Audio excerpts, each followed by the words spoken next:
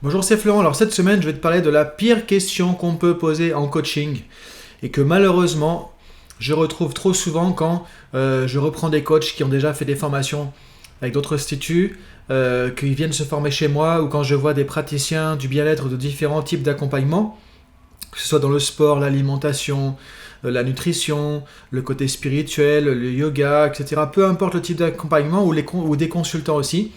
Et trop souvent, je trouve des personnes qui manquent de questionnement, qui manquent de puissance dans leur questionnement. Et c'est important de comprendre que quand on accompagne quelqu'un, c'est la qualité de nos questions qui crée la qualité des changements de nos clients, que ce soit des clients en coaching, en conseil, en formation, en suivi, peu importe le type de sujet.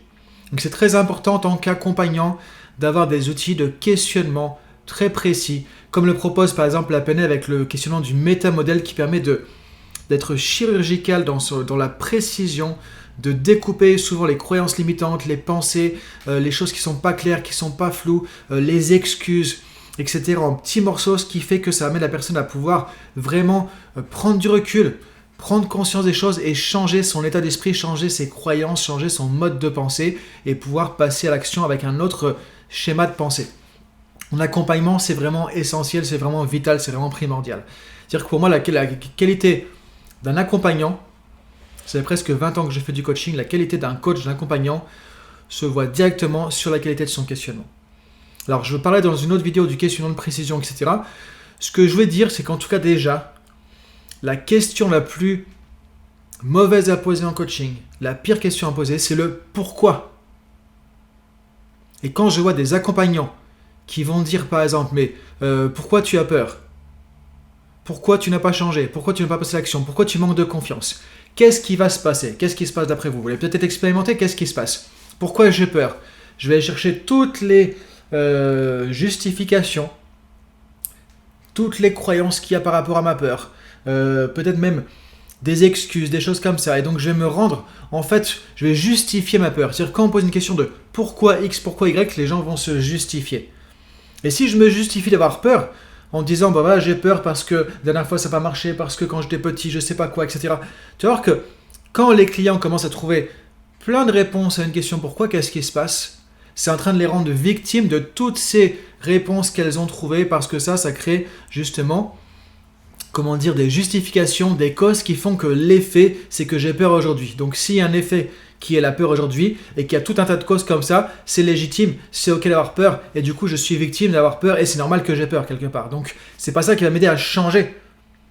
Si on demande à quelqu'un par exemple pourquoi il passe pas à l'action, pourquoi il n'a pas fait ce qu'il avait à faire, pourquoi il n'a pas mis en place les choses, pareil il va trouver tout un tas d'excuses et donc on va justifier, on va légitimer, on va nourrir même la procrastination.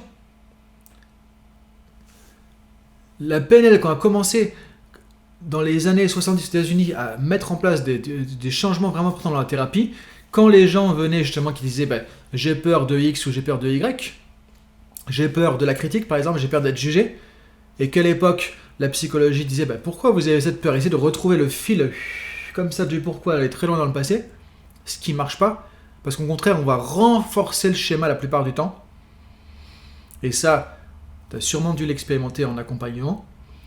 Ce qui révolutionnait les choses à ce moment-là, c'était de demander, mais justement, peur de quoi?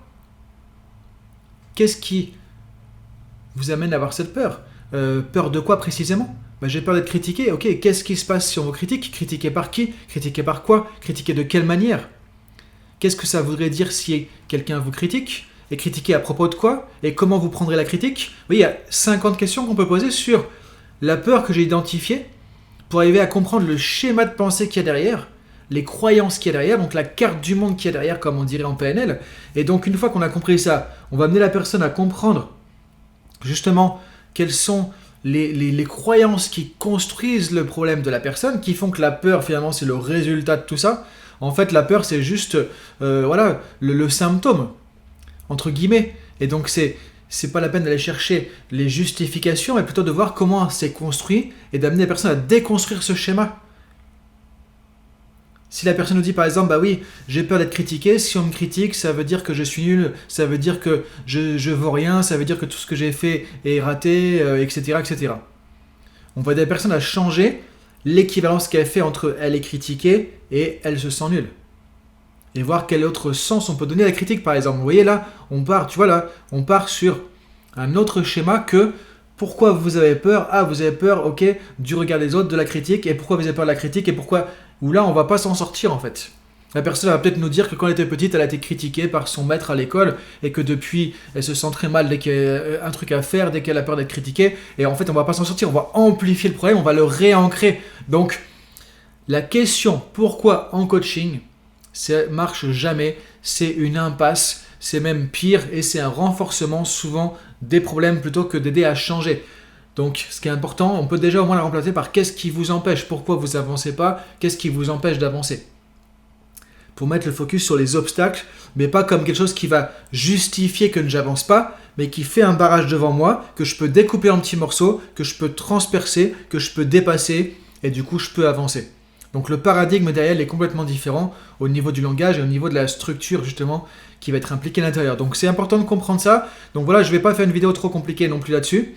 Donc en tout cas, c'est important, si tu es accompagnant, d'arrêter de poser les questions de pourquoi, ça ne fait pas avancer les clients, au contraire, ça crée des difficultés, et de remplacer ça par des questions de précision, ou des questions sur les obstacles, qu'est-ce qui vous empêche de, qu'est-ce qui fait que vous n'avez pas encore pu faire X ou Y. Par exemple, si je dis à quelqu'un, qu'est-ce qui fait que vous n'avez pas encore réussi à X ou Y? On va pointer les obstacles, et quand je dis qu'est-ce qui fait que vous n'avez pas encore, ça suppose que la personne elle va y arriver à un moment donné. Donc dans son inconscient, je suis en train d'installer le fait que la personne peut le faire. Pas encore réussi. Donc au lieu de dire pourquoi, je vais me justifier, qu'est-ce qui vous empêche, qu'est-ce qui fait que vous n'avez pas encore réussi à changer. Et là, la personne va regarder les obstacles, mais non pas en victime, en justifiant ça, et du coup je suis bloqué, mais avec du recul, la capacité à pouvoir changer ça justement.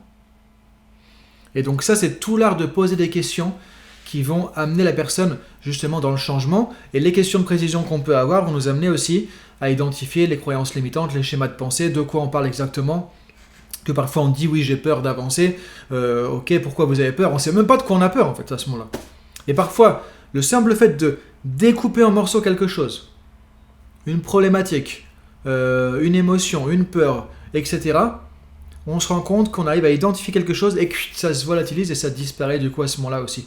Alors que avec le pourquoi, encore une fois, on va trouver des justifications, des excuses, on va donner une importance au passé qui conditionne le présent, qui conditionne le futur et du coup on est bloqué, on est plus en mode victime qu'en mode acteur. Donc voilà pour aujourd'hui. Si tu veux justement apprendre des outils de questionnement, je referai une petite vidéo plus tard pour illustrer vraiment ce questionnement. Là je voulais juste déjà passer un petit coup de gueule entre guillemets sur le pourquoi parce que c'est vraiment souvent la catastrophe, peu importe le type d'accompagnement que tu fais.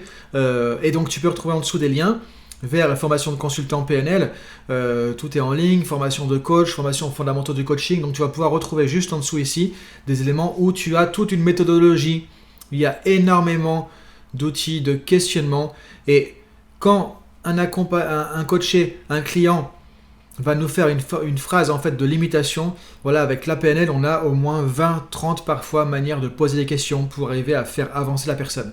Donc quand on se rend compte qu'on est limité au pourquoi ou à ceci ou à cela, pourquoi ci, pourquoi ça, franchement on n'est pas dans l'accompagnement. Donc si tu veux améliorer tes compétences d'accompagnement, tu peux regarder ça en dessous et n'hésite pas à poser des questions aussi ou mettre des commentaires et je te dis à très bientôt. Du coup, merci, salut.